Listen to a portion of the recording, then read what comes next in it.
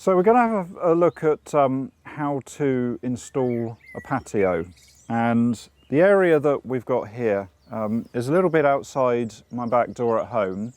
Once you've kind of decided on location, you obviously need to think about materials and how it's going to look, so choosing some material that's in keeping with the area, something that's going to look right for your patch. So maybe have a look around at the stonework that you've got and try and theme it a little bit. Choose something that's appropriate for the activity that you want. So if you're going to be putting furniture on it, it needs to be a good level surface that won't be all wobbly. So you, for example, you wouldn't use cobbles somewhere that you wanted to have a nice level surface.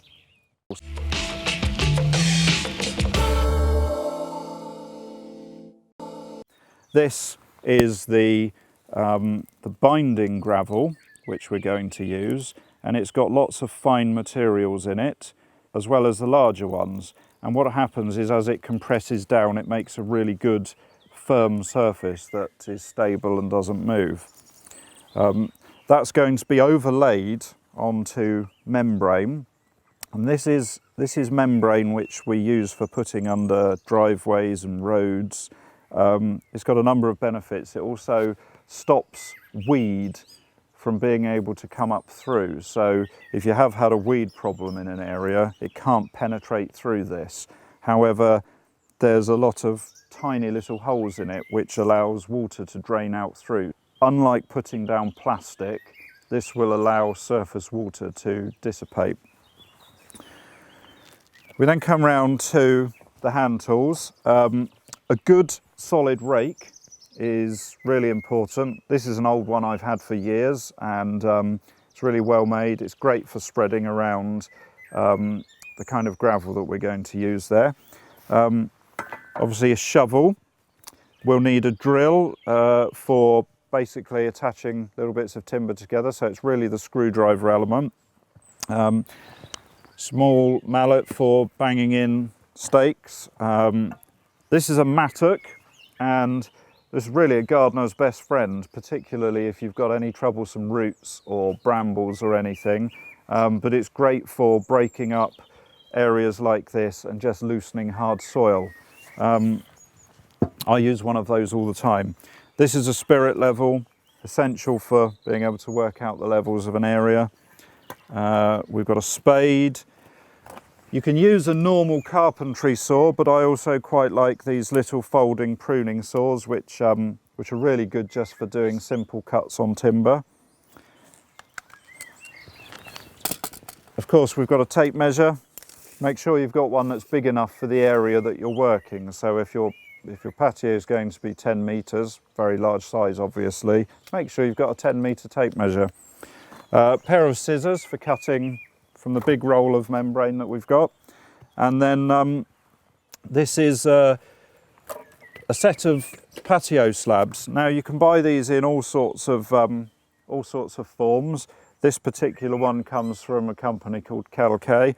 They come out in kits so that you know you've got enough to do a certain sized area, and this is enough to do this patch here. And in this particular one, they all come in different sizes, which you can make a nice random finish rather than just having the same size squares all the way along, which is quite nice if you want to have that random look. So that's basically the kit, and all of those things are pretty straightforward and in a number of people's garden sheds already.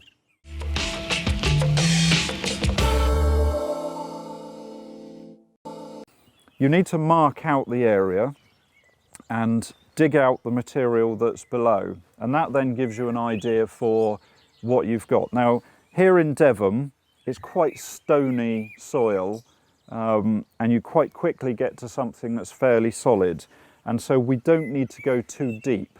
But if we were on clay, we might need to go a little bit deeper just to give us a good solid base that would stop the patio from sinking.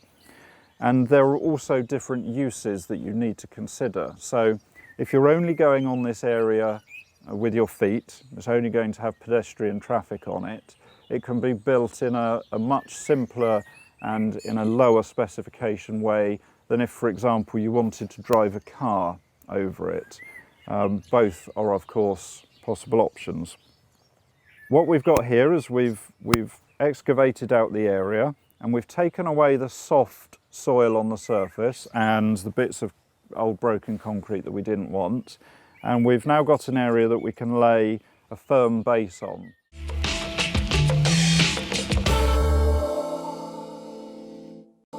The next real consideration is the level of the area and the soil on which you're proposing to build your patio.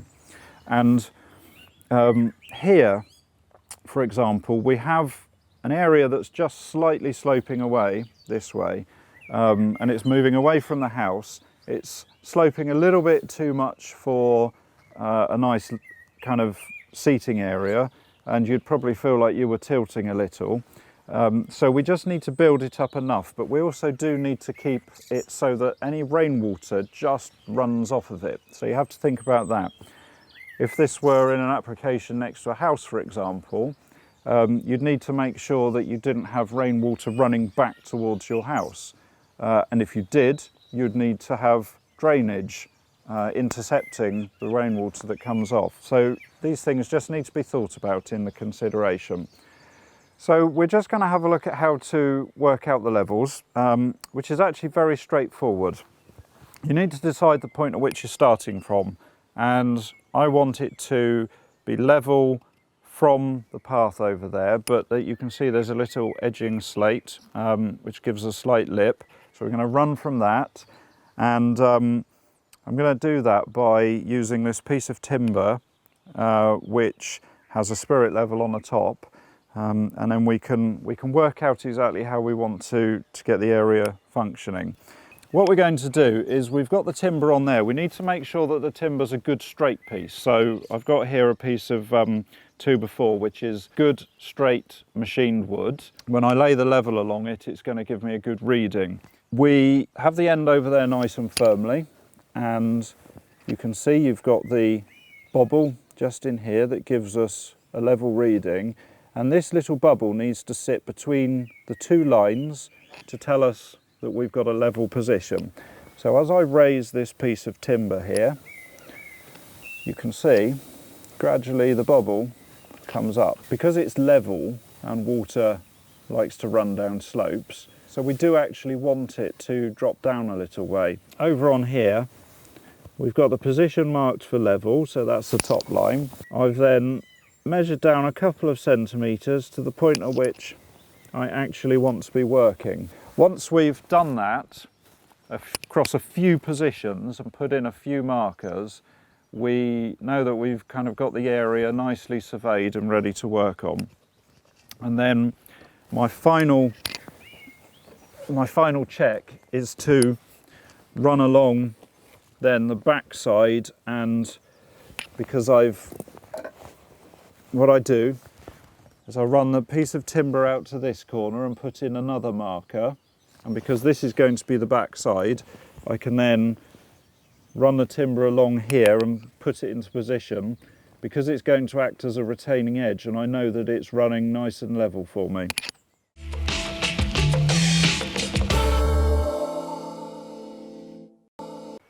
So now what I'm doing, having checked the levels, is to lay down the membrane, which is going to basically sit at the whole base of the patio and have the gravel laid on the surface. And the easiest way to go about doing that is to kind of get your area nice and clean and free of tools and things, and then lay the corners down with some lumps of stone, or you might even use metal pegs. I thought I might treat myself to leaving this boulder here, because that's going to be a bit of a one to move. So we're going to have to tailor things around it. You might find yourself having to do this anyway around an unusual shape in your own garden. And we're just going to very loosely snip the material round. It's quite easy stuff to cut, to be honest, if you've got a good pair of scissors. And then we've got a bit of overlap this side, which which will allow us just to tuck it up inside the retaining edge once we've set it in position.